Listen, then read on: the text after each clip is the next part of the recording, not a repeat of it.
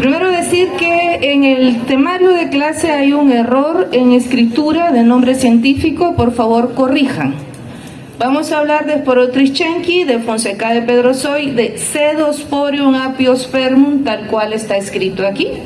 No empieza con P, empieza con S. Y Nigrograna mackinoni, porque en la clase está, en el programa está Madurella especie. Madurella es un género de hongo que, si bien entra en este grupo, Nigrograna mackinoni anteriormente formaba parte del género Madurella. Ahora ya cambió, y cambió completamente su nombre, Nigrograna mackinoni. ¿Por qué vamos a hablar de esto? Porque es la especie de lo que del género Madurella, que anteriormente se llamaba Madurella grisea. Es el hongo que en el país ha sido reportado como agente causal, y ahora ya no se llama Madurella grisea, sino que se llama Nigrograna mackinoni. Más fácil el nombre, ¿verdad? Bueno, digamos que sí. Los objetivos son cortos, pero son 4 hongos. De 4 hongos vamos a hablar de morfología microscópica y macroscópica en cultivo y en tejido. Vamos a hablar, mencionado únicamente, los principales factores de patogenia o de virulencia, las patologías asociadas y las principales características epidemiológicas del agente, sobre todo lo que tiene que ver con hábitat, que es lo que corresponde para esta materia. Bien. La misma recomendación de la otra vez: si usted está aquí en cuerpo y alma, esta clase no le va a costar para su estudio de parcial, que es el 19. Entonces, les pido concentración, les pido que vayamos al mismo ritmo y que vayamos entonces anotando la información y que les sea más fácil, como digo, para su estudio. Bien. Recordemos un poquito. ¿Qué era una micosis? Una enfermedad producida por hongos. En base al nivel de afectación, ¿cómo se clasificaban las micosis? No, eso es en base al sitio anatómico. A nivel de afectación, superficiales, subcutáneas, sistémicas, oportunistas. Bien, este día, estos agentes causales que vamos a estudiar son productores de, o más bien, ocasionan una micosis, un tipo de micosis que es de la subcutánea. O sea, son agentes causales de micosis subcutánea. Cada uno de estos agentes tiene un cuadro típico o un nombre de una enfermedad, pero insisto, están agrupados dentro de las micosis subcutáneas. ¿Estamos claros ahí? Vale. ¿Cuál es el hábitat de los agentes causales? Estos 4 hongos que vamos a estudiar tienen como hábitat general el suelo enriquecido con restos vegetales principalmente, o bien pueden encontrarse en materia vegetal viva. Dígase, por ejemplo, se encuentra en los troncos de árboles, en espinas, por ejemplo, se ha aislado mucho de los tallos y espinas de rosa, algunos de ellos. Entonces, básicamente, el hábitat, el suelo enriquecido con restos vegetales que bien pueden estar en descomposición y entonces se llaman detritus vegetales, o bien pueden ser restos vegetales vivos. Hablemos entonces de Fonsecae a Pedrosoy. Fonsecae Pedrosoy es un hongo de Matiacio. ¿Qué quiere decir eso? De Matiacio. ¿Qué hablábamos en la clase 1? ¿Cuándo un hongo iba a ser llamado de Matiacio? ¿Cómo eran las hifas? Les dije de Mateasio feoide, que no era de feo. Ajá. Las hifas son tabicadas. ¿Tabicadas qué? No. Un hongo es de Mateasio o feoide cuando él tiene hifas tabicadas pigmentadas. Es decir, que en su estructura, en su pared, tienen melanina, suficiente melanina para darle color a la estructura. Se ven de color café. Entonces, Fonsecae pedrosoy es un hongo de Mateasio. ¿Por qué les dije? Porque tiene hifas tabicadas pigmentadas.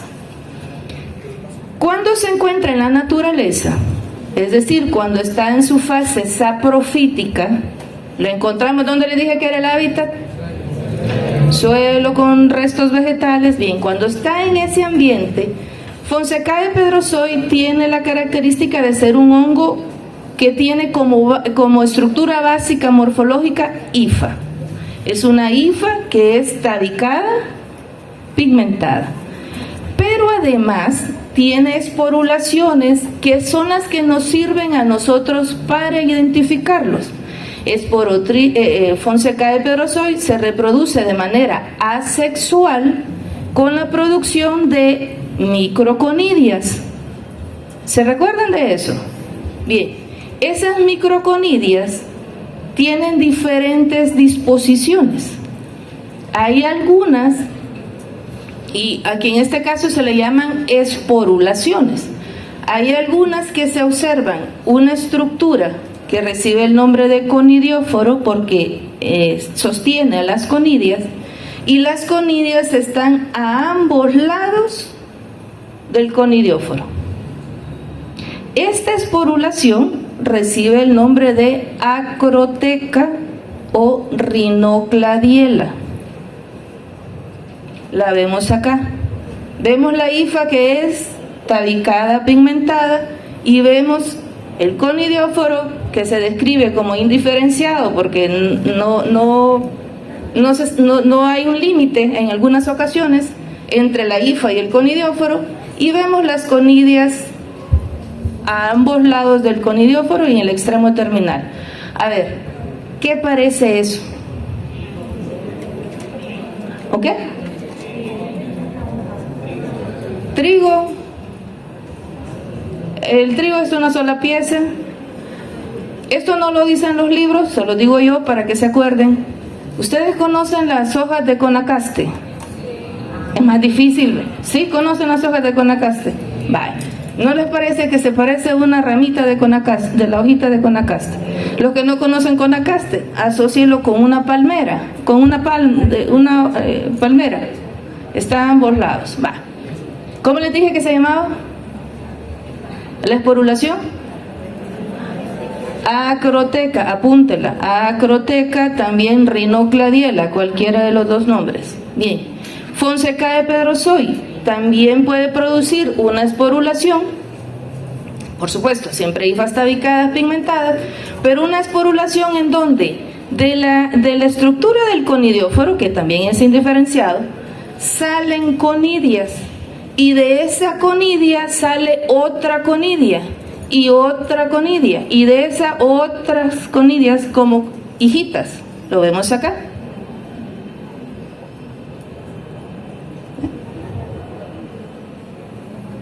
De esta estructura sale una conidia, y de esta conidia otra conidia, y de esta conidia otra conidia, formando cadenas. De esta sale esta y de así sucesivamente. Esas cadenas son cortas, por eso, y esta esporulación recibe el nombre de cladosporium de cadena corta. ¿A qué se parece esto? Eso no lo dicen los libros. ¿A qué se parece? ¿No se han fijado unos cactus? Allá abajo hay uno que tira y de ese sale otro, y de ese sale otro, ¿sí? Vale. Cuando vayan a estudiar, acuérdense de los cactus de ese tipo Y sería la esporulación, ¿cómo les dije que se llamaba?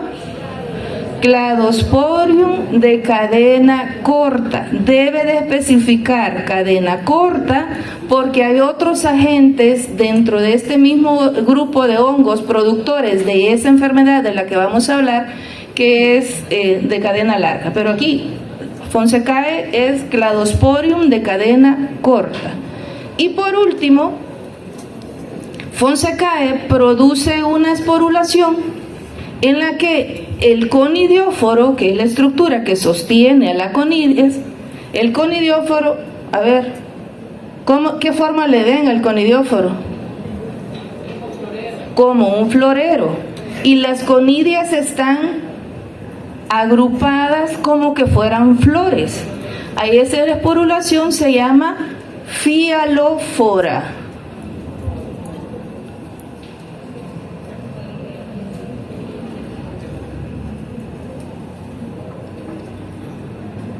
Aquí, a esa esporulación se llama fialófora. ¿A qué se parece? A un florero con flores. Eso sí lo dicen los libros, lo demás no.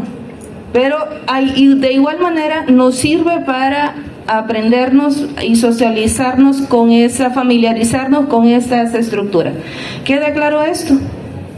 Entonces, Fonsecae pedrozoi produce estas esporulaciones. Yo las veo al microscopio. Las que más produce, en honor a la verdad, las que más produce es Acroteca y Cladosporium de cadena corta. Fialófora en menor cantidad. Sin embargo, con estas dos esporulaciones yo puedo identificar. Y repito, estamos en la fase saprofítica, y en fase saprofítica es que este hongo produce esas esporulaciones. ¿Estamos claros ahí? Concluyendo, en el hábitat, Fonsecae pedrozoi es un hongo micelial, y en su hábitat, en su forma micelial, produce estas tres esporulaciones. ¿Cómo se llama? Acroteca, Cladosporium de cadena corta y fialófora. Fase saprofítica, que es lo mismo a decir en el ambiente, que es lo mismo a decir en su hábitat natural. Bien, cuando yo cultivo a este hongo en el laboratorio en agar glucosado de saburó, me da colonias de este tipo. Una colonia que es micelial, ¿de qué color la ven? Negra o café oscuro, aquí se ve más negra, que tiene un micelio de altura, es micelio bajo, y da la apariencia, tiene un aspecto como de vello de ratón. Da esa apariencia cuando yo veo la colonia, como que fuera la piel del ratón. Cuando hago preparaciones para verlo al microscopio, ¿cómo se llama esa preparación? Cuando es una colonia micelial, el procedimiento que yo voy a hacer para observarlo al microscopio, no. Suspensiones cuando es levadura. Cuando es un hongo micelial, ¿cómo se llama? ¿Cómo? No. Disociado. Cuando se hace un disociado, yo voy a ver justamente las mismas estructuras de esporulación que tiene el hongo en su hábitat. ¿Cuáles eran? ¿Cómo se llamaba? ¿Cómo se llama? Acroteca. Ay. ¿Y ese se llama? ¿Y esta otra se llama? Fialófora. Entonces, Fonsecae pedrozoi es un hongo que yo lo mencioné en la clase pasada de generalidades. Les dije, en fase saprofítica, en el hábitat, y cuando se cultiva ahora a 28 grados centígrados, tiene la misma morfología. Hifa tabicada hialina, hifa tabicada pigmentada, y las 3 esporulaciones que hemos hablado. Ahora, cuando Fonsecae pedrozoy entra al organismo, es decir, cuando está en tejido, cuando está en su fase parasitaria, este Fonsecae pedrozoy cambia su morfología y se vuelve una estructura que, ¿qué forma la ven? No es levadura. ¿Se acuerdan que Fonsecae pedrozoy la poníamos como un tipo de dimorfismo? ¿Cómo se llamaba?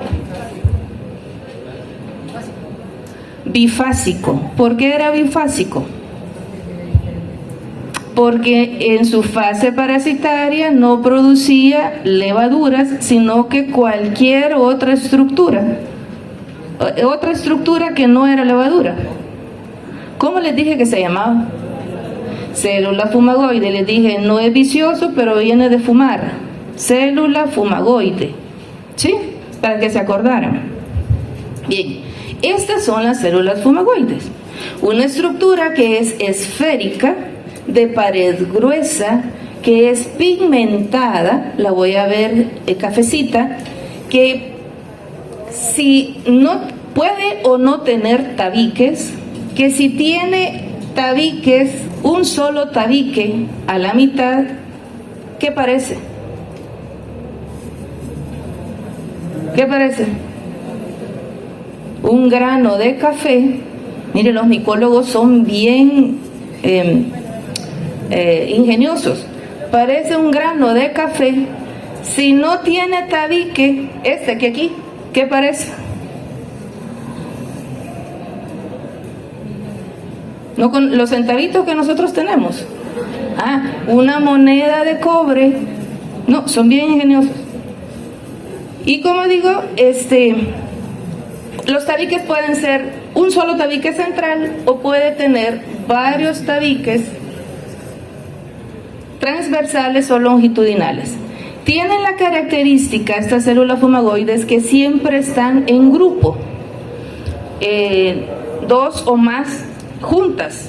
Dan la apariencia como que fuera un muro. Por eso ustedes pueden encontrar que también le dan el nombre de células muriformes, de muro, muriformes, de forma de muro.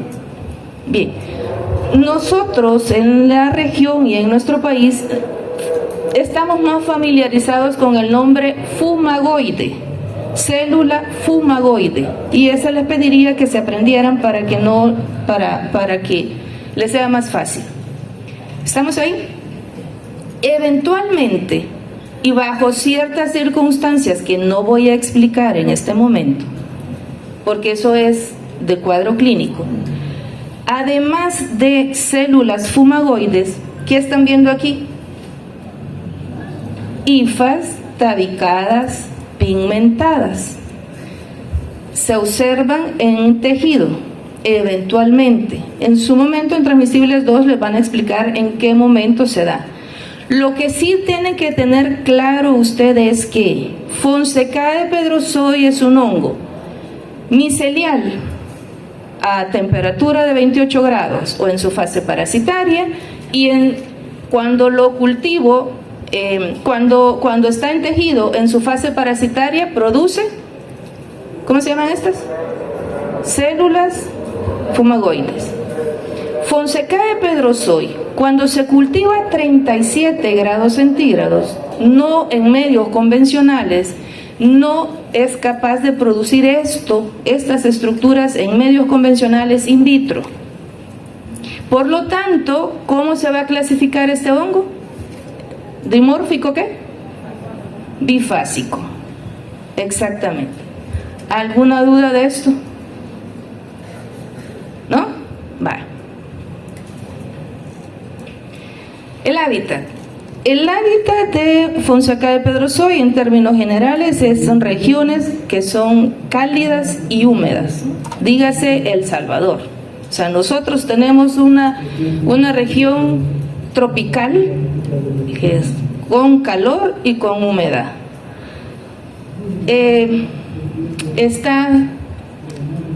en la naturaleza, les dije, en suelos enriquecidos con materia vegetal, y se ha asociado mucho a esta planta, a la mimosa púdica, a la que usted va caminando y se cierra. Se han hecho estudios y en esas plantas es muy frecuente aislar a este hongo. No estoy diciendo que todas las plantas y que por eso no va a disfrutar del placer de jugar con ellas, no, sino que está asociado a eso. El clima es regiones que tienen una temperatura de 25 a 30 grados en promedio, grados centígrados, con una precipitación pluvial que va de los 800 a 1500 milímetros cúbicos al año. Y como digo, es un clima que es cálido húmedo, que es el equivalente a decir un clima tropical. Fonseca de Pedrosoy tiene bajo poder patógeno, quiere decir de que usted puede tener contacto con el hongo, pero no necesariamente va a desarrollar enfermedad. Y son termosensibles a temperaturas entre 40 y 42 grados centígrados. Básicamente, entonces, por lo tanto, si hablamos de esa temperatura y ese ambiente, no va a estar en los desiertos, ¿verdad? Sino que va a estar en estas condiciones que hemos hablado. Factores de virulencia que tiene Fonseca de Pedrosoy. Lo primero es termotolerancia. ¿Qué significa esto? El hongo está en la naturaleza. ¿A qué temperatura les dije que era? De 25 a 30. ¿Y nuestra temperatura corporal de cuánto es? De un promedio de 37. Entonces el hongo debe de resistir esa temperatura. Eso se llama termotolerancia, 37 grados centígrados. Si el hongo no tuviese esa capacidad, entonces no podría infectarnos. ¿Sí? Ahora, esa termotolerancia tiene sus límites, porque realmente 37 para él ya es bastante. Generalmente crece mejor a una temperatura un poquito más abajo de 37, hablemos de 36, 35 grados centígrados. Es por eso que las lesiones que produce Fonsecae se quedan justo a nivel del tejido subcutáneo. No avanzan a músculo, no avanzan a hueso, porque por su condición de que tienen termotolerancia, pero no se llevan mucho con los 37 grados, entonces se queda en la capa más expuesta, digámoslo, que es el tejido subcutáneo propiamente dicho. No avanza a músculo ni hueso como los otros agentes productores de micosis subcutánea. ¿Queda claro esto? Vale. Por supuesto debe de tener adhesinas tipo lectinas, que son las que le permiten, una vez está en contacto con la piel del individuo y le permite la entrada del hongo. No tengo que hablar de cómo entra, pero bueno, está el hongo en contacto de la piel del individuo, el hongo se tiene que adherir. ¿Y qué pasa? Se adhiere por estas lectinas. ¿Qué creen qué estructura del hongo se va a adherir? ¿Qué es lo que está en la naturaleza? ¿Qué hay? El hongo, ¿qué morfología tiene? Hifas, ¿y qué más? Y conidias. Y entonces esas, principalmente las conidias, se adhieren al tejido y empiezan su proceso de transformación. O sea, otro factor de virulencia es el dimorfismo. ¿Por qué? Porque entró como una conidia y se transformó ¿en qué? En célula fumagoide. No sé si los estoy enchivolando, pero por eso les dije que me fueran poniendo atención. ¿Sí? Las que están en la naturaleza son el hongo micelial con conidias. Las conidias se ponen en contacto, todo el hongo se pone en contacto con una piel que tenga una herida. Tengo que decirlo porque si no, no me van, para que me comprenda mejor. Estos hongos se adquieren por una inoculación traumática. ¿Qué quiere decir esto? Que usted se pincha con el material vegetal en donde está el hongo. Cuando usted se pincha, rompe la piel y el hongo penetra. ¿Qué penetra? Las conidias y las hifas, pero las conidias principalmente son las que participan en esto. Entonces, se adhieren esas conidias al tejido y empiezan su proceso de transformación. ¿A qué estructura? A célula fumagoide. Ese dimorfismo, esa capacidad de transformarse en una célula fumagoide le protege al hongo de su eliminación por fagocitosis, por ejemplo. Porque se vuelve una estructura más grande, imposible de fagocitar. Si a eso le sumamos que es un hongo que en su pared celular tiene melanina, porque es un hongo pigmentado, porque las células fumagoides, ¿de qué color les dije que eran? Eran café, porque tienen melanina. La melanina es un compuesto que le ayuda al hongo a evadir la respuesta de fagocitosis, a evadir la respuesta del complemento y hace que las lesiones sean crónicas. Y cuando hablo de cronicidad estoy diciendo que para que vean lesiones como las fotografías que voy a enseñar, ha pasado meses, sino que años. Y eso es por esta característica de su pared celular de melanina que hace que resista los efectos de fagocitosis. Por último, la producción de una sustancia local que se llama piridolina. Piridolina, P-I-R-I-D-O-L-I-N-A. Piridolina. Hay algunos autores que dicen piridinolina, más largo. Y si se aprenden ese nombre, lo van a poner mal en el examen. ¿Cómo les dije? El más cortito. Piridolina. Esa sustancia, que es una sustancia local, sirve o facilita los procesos de fibrosis de la colágena y al final da estas lesiones. El cuadro clínico, la micosis subcutánea que produce Fonsecae pedrosoy se llama cromoblastomicosis, porque se caracteriza por lesiones como esta.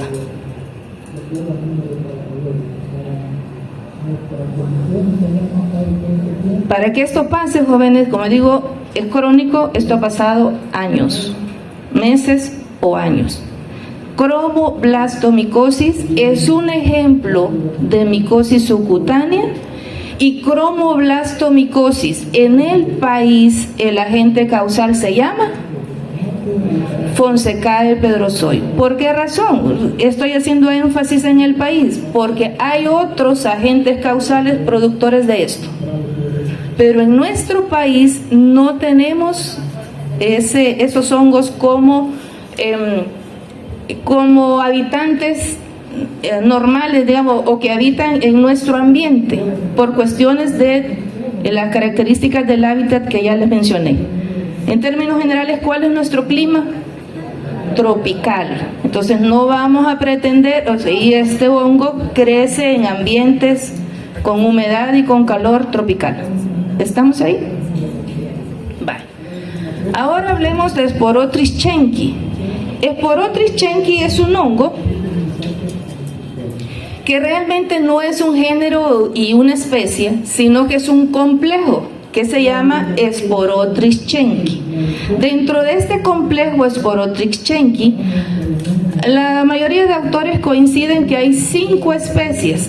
Hay uno que dice que es 6, pero nos vamos a quedar con 5 especies. Sporotris schenki sensu stricto, que es, su nombre lo dice, es el nombre, esa especie recibe el nombre del complejo. La Sporotrix brasiliensis, Sporotrix globosa, Sporotrix mexicana y la Sporotrix pálida, antes llamada Sporotrix albicans. De estas 5 especies, las 3 primeras son las que se les ha visto que causan el cuadro clínico en los humanos. Entonces, Sporotrix schenki, y de estos 3, la especie Sporotrischenki es la más, el censo estricto es la más involucrada. Como ya le tomaron foto, voy a seguir. ¿Por qué se caracteriza Sporotrischenki? Microscópicamente es un hongo que en el ambiente, en su fase, ¿qué? Cuando hablo del ambiente de su fase, saprofítica o saprófita, es un hongo micelial, tiene hifas que son tadicadas, pero son hialinas, con un conidióforo largo, o bien puede ser corto, y microconidias que se encuentran al final del conidióforo en una disposición. A ver, ¿qué parece esto? ¿Qué parece esto? Una margarita. Y así lo describen los médicos. Fíjense, no es una conidia en forma de margarita, no, son conidias que se agrupan dando la apariencia de una margarita. Son esas conidias. También hay conidias que están a ambos lados de la hifa. Y aquí está otra foto. Y esto cambia porque, para que se recuerden, que Sporotrix se asocia mucho a rosales. A la espina de la rosa se ha aislado, en muchos casos se ha aislado Sporotrischenki. Aun cuando es un complejo Sporotrischenki, y ya les dije que está formado ¿por cuántas especies? Por 5. Aun y cuando es un complejo, ustedes como médicos van a recibir reporte que diga que se aísla Sporotrischenki como que fuera género y especie. Y esto es porque para diferenciar esas especies no es fácil. Se tiene que ver detalles morfológicos y tiene que ver con biología molecular. Pero bueno, ¿qué agrupación les dije que tenían las conidias? Apariencia de margarita. Algunos dicen duraznos en floración. Cuando observan estas conidias aquí, yo nunca he visto un durazno en floración, pero si los micólogos lo dicen, me imagino yo que las flores están a los lados del tallo y da esta distribución. Cuando a este hongo yo lo cultivo a 28 grados centígrados, cuando este hongo entra al organismo, era micelial, y se transforma ¿en qué? ¿Qué es esto? ¿Qué son? Levaduras. Y son levaduras alargadas, fíjese usted. Y ahí viene el problema, porque son levaduras alargadas y las describen en forma de cigarro. Y cuando digo viene el problema es que me confunden y le hace cortocircuito fumagoides con cigarro. Eso es usual, me hacen traslape. Entonces acuérdese, Sporotrischenki es una levadura, y eso es importante porque es el cambio morfológico que hace a una levadura alargada en forma de cigarro. Algunos dicen puros, pero nosotros no estamos familiarizados con los puros, ¿verdad? Cuba sí, nosotros no. Nosotros es más cigarro. ¿Queda claro esto? Mande.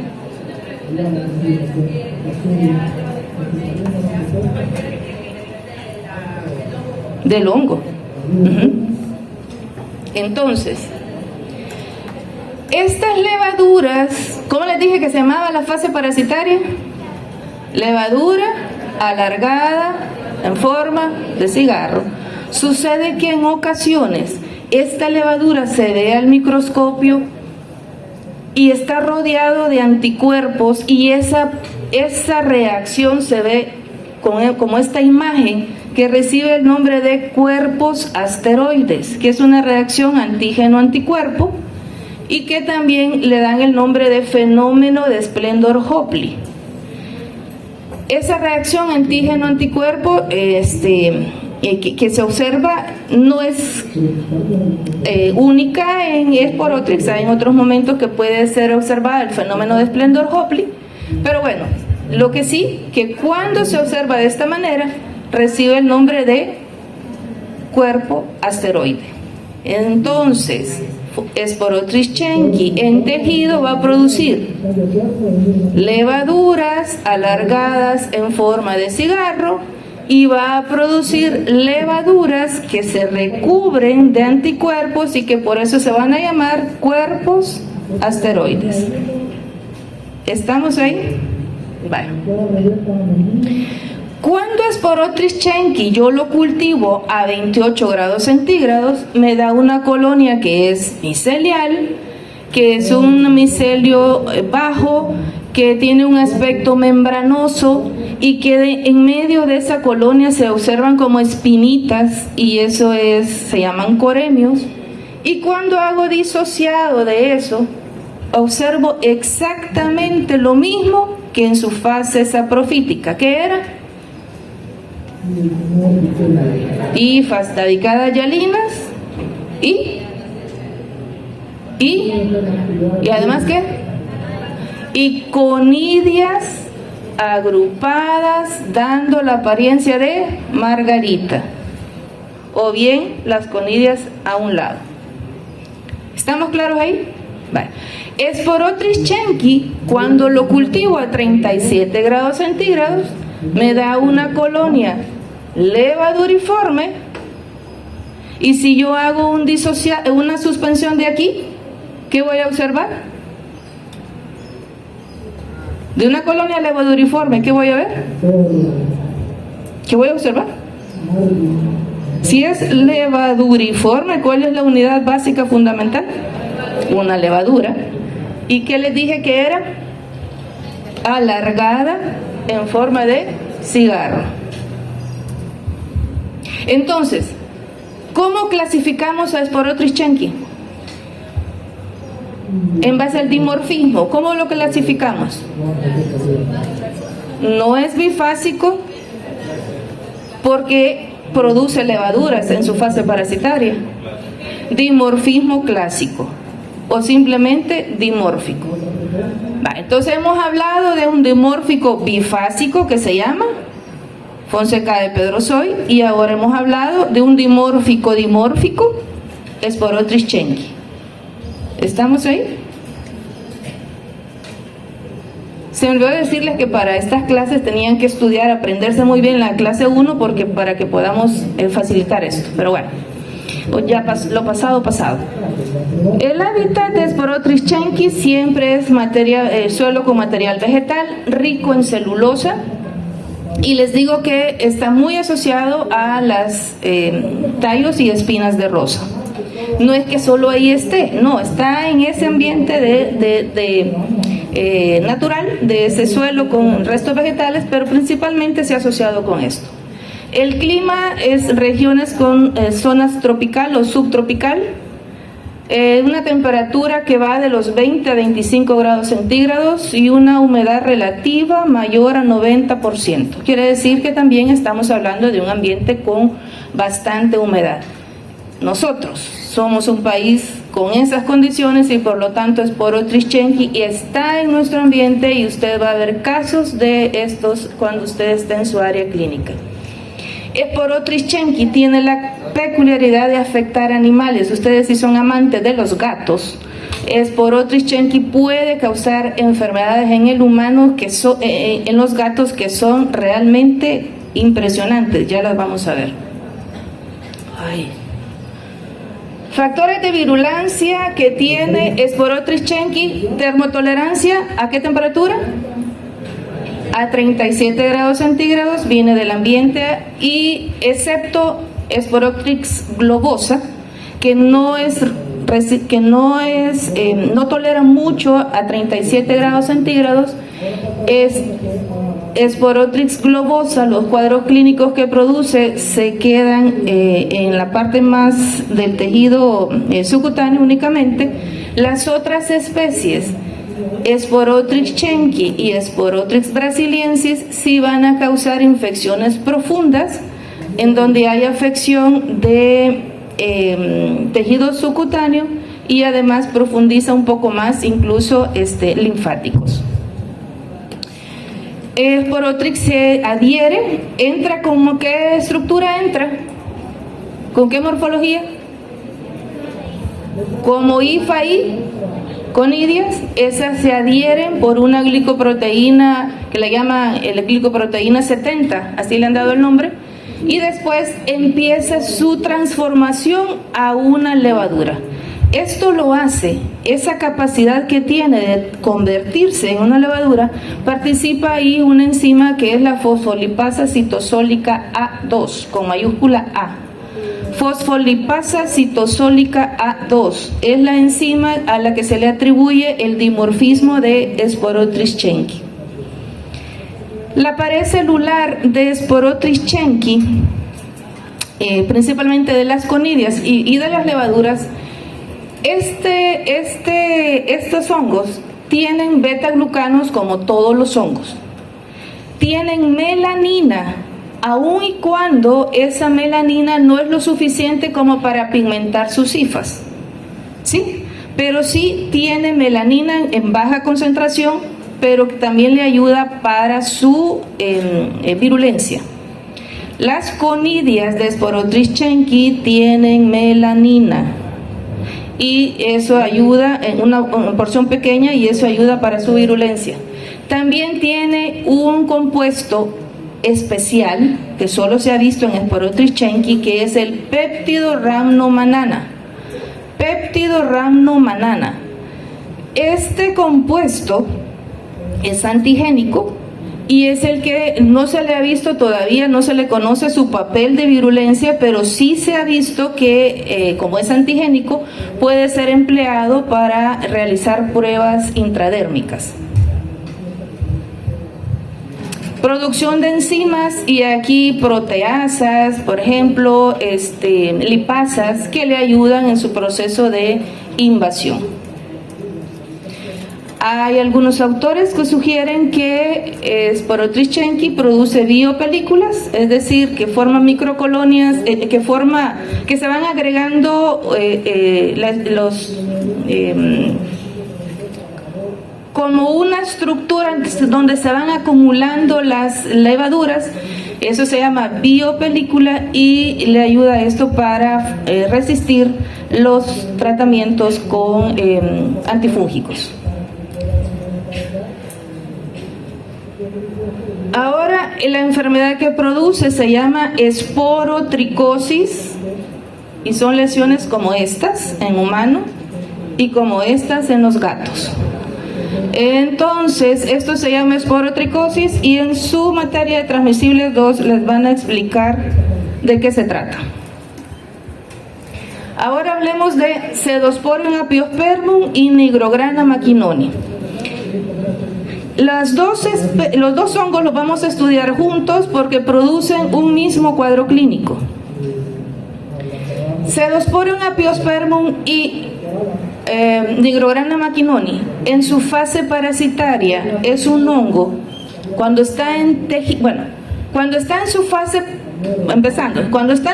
saprofítica, es un hongo micelial. Cuando está en su fase parasitaria, sigue siendo un hongo micelial. Lo que sucede es que sus estructuras se van compactando y forma una microcolonia in vivo. Y a esa microcolonia se le da el nombre de grano maduro micótico o grano eumicótico. ¿Cómo lo veo? Así. De la lesión salen estas estructuras, se llama grano maduro micótico. Cuando yo aplasto esa estructura, lo que veo son hifas. Si el grano es blanco, yo veo hifas tabicadas hialinas. Si el grano es negro, yo veo hifas tabicadas pigmentadas. Y además clamidoconidias, nada más. Entonces, esta forma parasitaria, grano maduro micótico, no es un cambio de morfología del hongo, porque sigue siendo hifa. ¿Estamos claros ahí? Lo único que están agrupadas. Muy bien.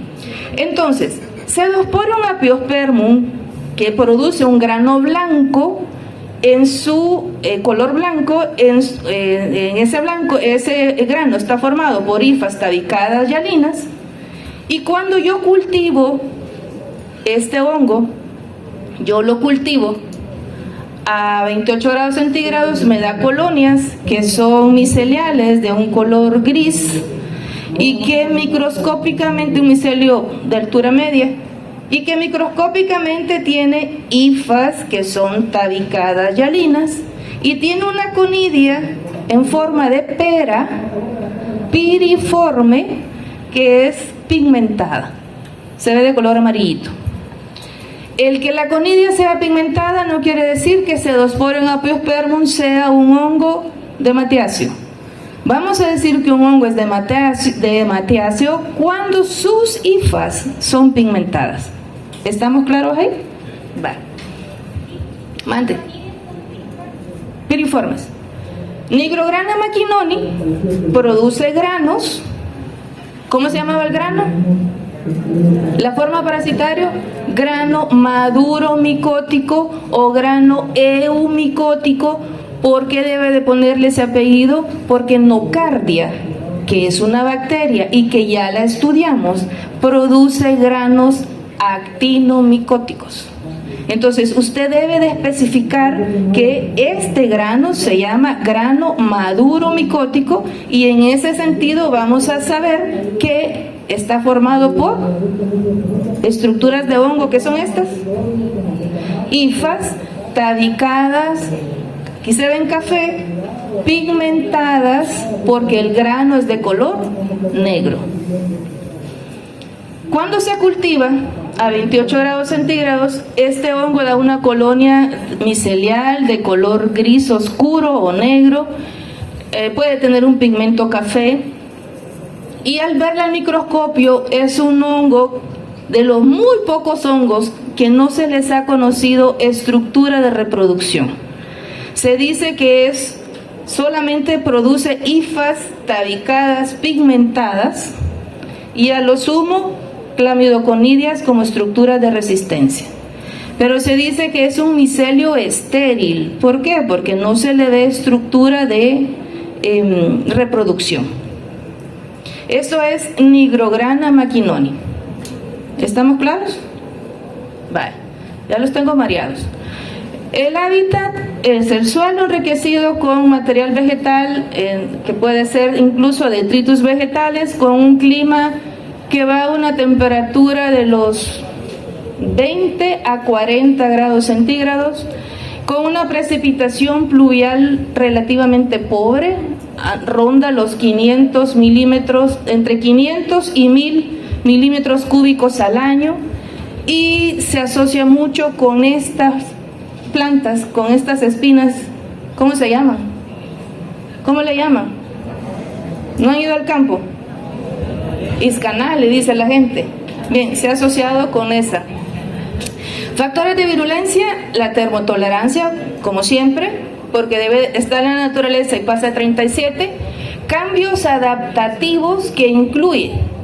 Recuerden que cuando entra el hongo, entra como hifa y conidia, pero aquí la hifa empieza a hacer duplicación de la pared celular, empieza a haber crecimiento y proliferación del citoesqueleto, empiezan a formarse nuevas hifas, y esas hifas en un área tan pequeña empiezan a compactarse y va a formar ¿qué cosa? Una colonia in vivo que se llama grano maduro micótico.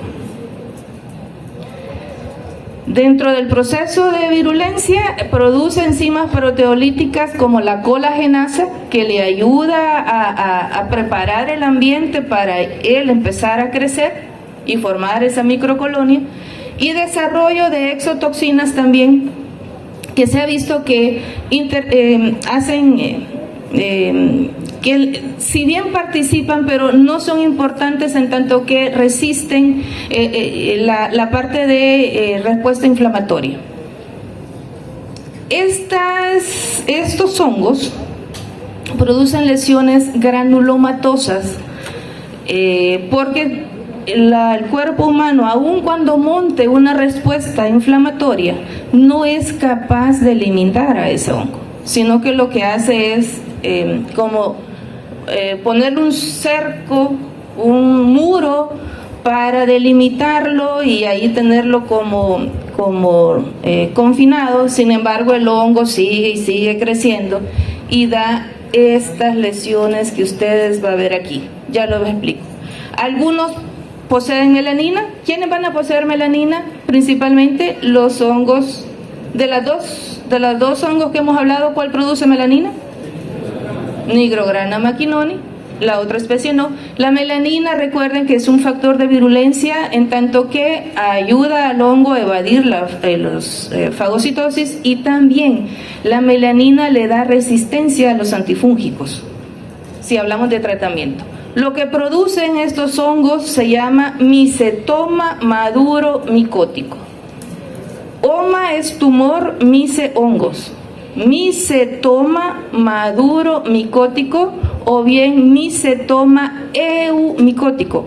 Eu significa verdadero, micótico hongo, producido verdaderamente por hongos. Porque el otro grano se llama, el de nocardia se llama el grano actinomicótico. Las lesiones de micetoma, voy a hablar de micetoma. Las lesiones de micetoma,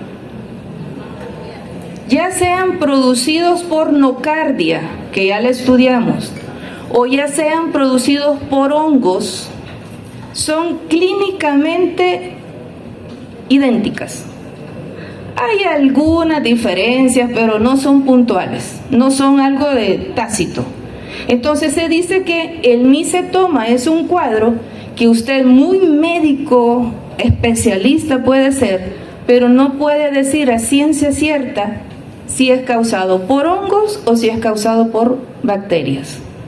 Por eso es que en nocardia la estudiamos en micología, que yo les decía que se seguía estudiando ahí, porque las lesiones que produce clínicamente son iguales.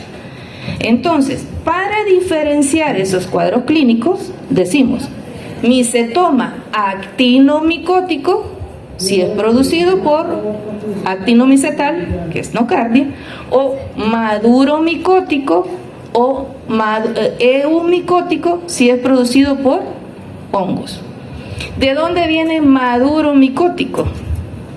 Porque el primer caso fue descubierto en una ciudad de Madura, de allá de la India. Entonces, de ahí que maduro micótico. Lo más usual ahora es llamarle micetoma eumicótico, donde eu significa verdadero y micótico significa hongo. Entonces, un micetoma eumicótico es aquel producido por hongos. Los agentes que en nuestro país, el agente, porque solo voy a hablar del agente que en nuestro país se aísla y se ha aislado, y nosotros hemos tenido conocimientos en la sección, es Nigrograna maquinoni. Esa es el hongo, la especie que en nuestro país se ha aislado. Pseudosporium apiospermum es un hongo que no es frecuente en nuestro medio, sin embargo, pues lo estamos estudiando por aquella situación que usted debe conocer un poquito más. Así las cosas. Los agentes estos, Pseudosporium y Nigrograna, ¿son dimórficos? No son dimórficos, porque en su fase saprofítica es micelial, en su fase parasitaria, micelial con hifas, y en su fase parasitaria sigue siendo hifa, con lo único que amontonado, apelotonado. ¿Queda claro ahí? Vale. Y ya para terminar, esta bibliografía, la bibliografía es la micología médica, el tratado de micología médica del doctor Arenas, del de Bonifaz, también he sacado un poquito de Ripon, y bueno, eso. Pero les traigo esto.